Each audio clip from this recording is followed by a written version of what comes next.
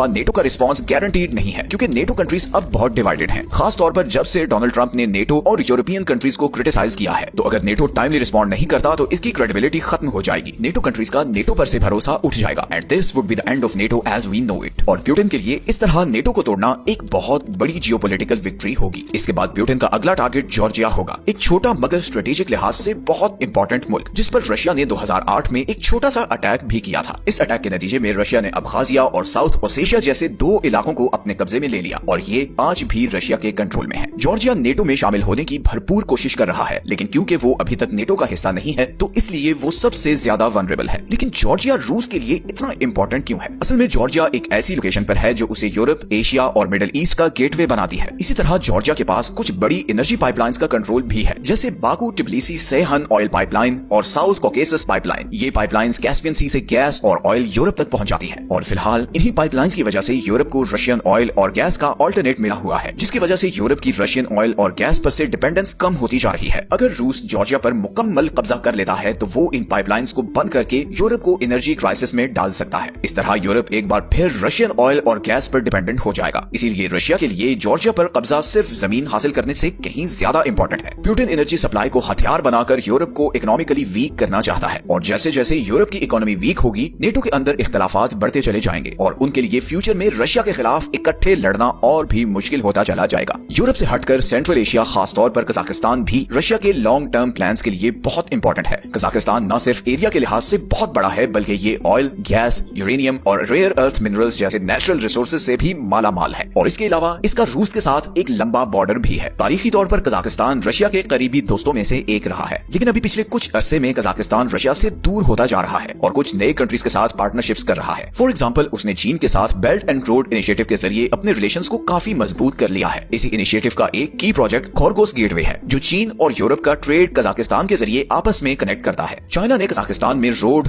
Railway और pipelines में अरबों डॉलर्स की इन्वेस्टमेंट की है, जिससे इस रीजन में चाइना का इन्फ्लुएंस बढ़ रहा है और कजाकिस्तान की रशिया पर से डिपेंडेंस कम होती जा रही है। तुर्की भी अब कजाकिस्तान के साथ रिलेशंस बना रहा है, स्पेशली मिलिट्री डील्स और कल्चरल टाइज के जरिए। कजाकिस्तान ने तुर्की से जदीद हथियार भी खरीदना शुरू किए हैं, जिनमें बैरक्टर TB2 जैसे पावरफुल ड्रोन्स भी शामिल हैं। दूसरी तरफ अमेरिका और यूरोपियन कंट्रीज भी कजाकिस्तान में अपना इन्फ्लुएंस बढ़ा रहे हैं। American companies